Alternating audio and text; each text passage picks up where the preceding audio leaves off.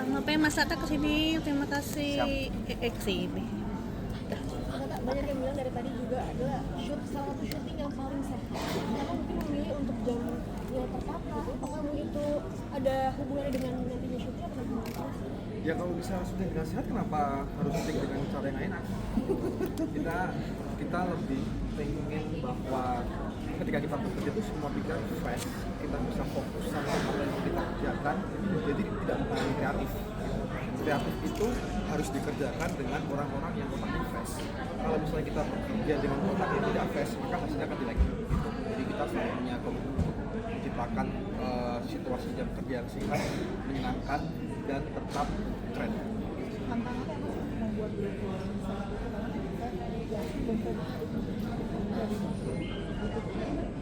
Tantangannya adalah bagaimana saya dengan tim Astrada pada saat itu kita harus benar-benar saling berkoordinasi untuk bisa mengukur pembensin yang kita punya.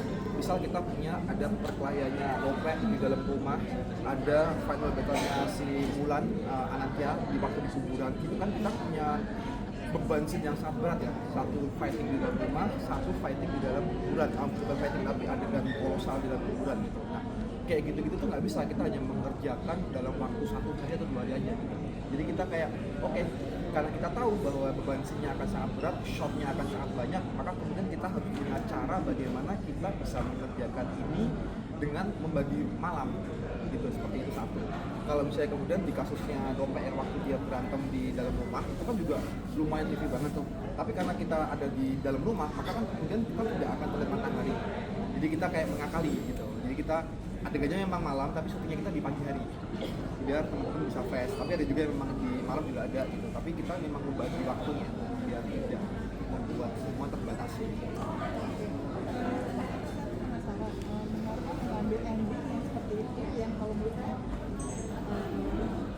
seperti cerita di tempat suci tentang yang berlebih masalah kurang sehingga harus motivation.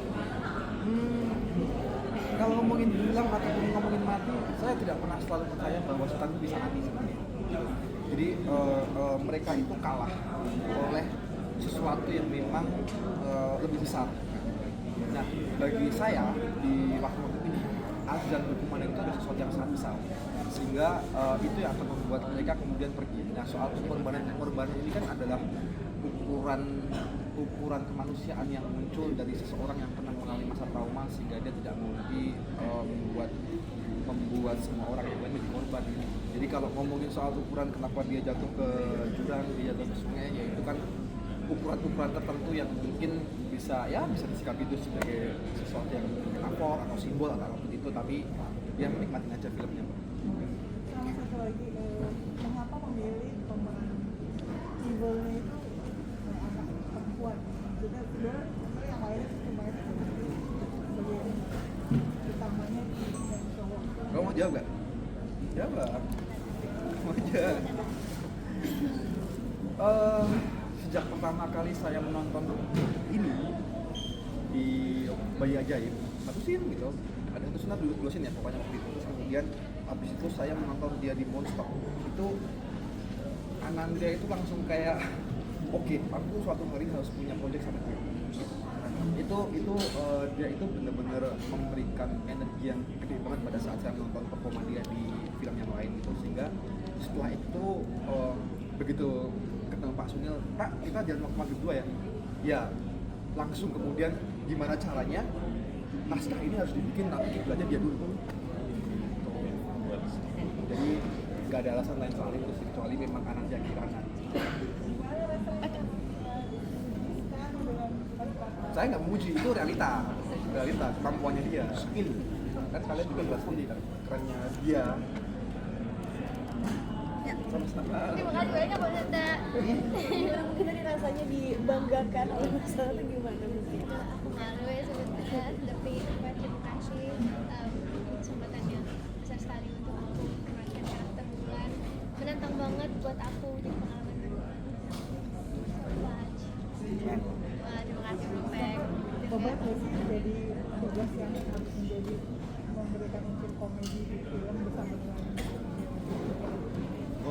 saya malah senang ini dipercaya jadi bagian film Waktu Maghrib 2 karena sutradaranya Pak Tata. Sutradaranya Pak Tata salah satu idola panutan karena film-filmnya, seri-serinya saya tonton sebelumnya. Dan untuk komedi, kenapa saya merasa senang karena dibantu Mas Sadana sama Bagas.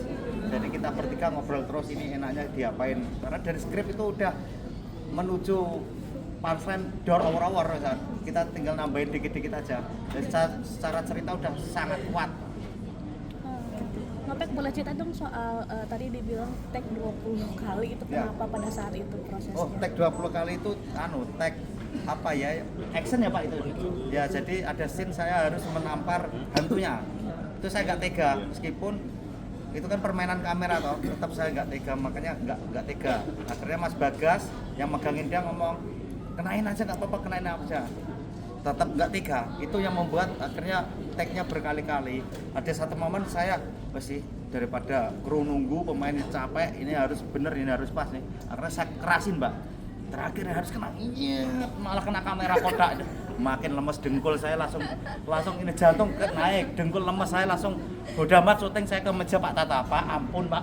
Begitu tangannya kena kamera, bang kameranya kebuncaduk, langsung semua orang bilang Saya langsung ke meja Pak Tata, langsung lemes saya hari ini kalau misalnya honor saya untuk ganti kamera kayaknya nggak cukup ini. Saya ampun. Mas Tata gimana responnya pada saat kameranya akhirnya kena gitu, syuting tanpa ya lanjut? gitu. Karena memang semua orang tuh kalau dia udah masuk final udah kayak nggak ada berhenti ketawanya gitu loh. Makanya begitu kemudian dia kameranya kena kamera tuh semua orang langsung rusak gitu. Dia langsung ke meja saya, Pak Tata ini saya stres, saya mundur aja. Jadi saya pas habis kena kamera tuh ke meja Pak Tata langsung gini, lari terus ampun Pak. Ampun. Gitu. Lemes Mbak gitu. Tapi alhamdulillah kata Pak Tata aman gitu. Nggak tahu ya aman beneran apa enggak gitu. Itu kondisi berarti yang si hantunya aman, nggak kena apa namanya? Nah tamparan? ternyata selain scene itu yang pukul-pukulan tampar-tamparan itu, ternyata ada satu momen dia ketendang entah apanya gitu, terus besoknya dibawa ke rumah sakit gitu. Yang lawan main saya namanya Bimo tuh ya. Banyak bikin perkara berarti Nopek ya? Lumayan ya Mbak. Agak takut lagi nggak mau kerja bareng sama Mas Tata? Nah, saya tergantung Pak Tata, kalau dipanggil saya akan lebih baik. Satu pertanyaan terakhir ya teman-teman. Tadi kan bilang kalau bisa ada itu bagaimana sih misalkan mungkin sama Om Lope yang benar-benar Sama Coach Acting yang sudah ada. Agus Kencrot namanya. Ya, Om Agus Kencrot. Memang Om Agus kan orang Jawa, jadi selain kita membawa karakter juga gimana caranya bisa dikasih Jawa dengan baik dan benar. Lumayan agak susah, cuman seru banget karena mempelajari hal baru. Terus juga nanya-nanya kadang ke kakak-kakak yang juga sudah sangat tajam karena kan orang Jawa kalau misalnya ada yang ada kalimat yang Saking mendalami perannya, Anantia sampai dengerin lagunya Denny Caknan terus. wow, Biar Jawa banget. betul. Pak Didi Kempot. Oke.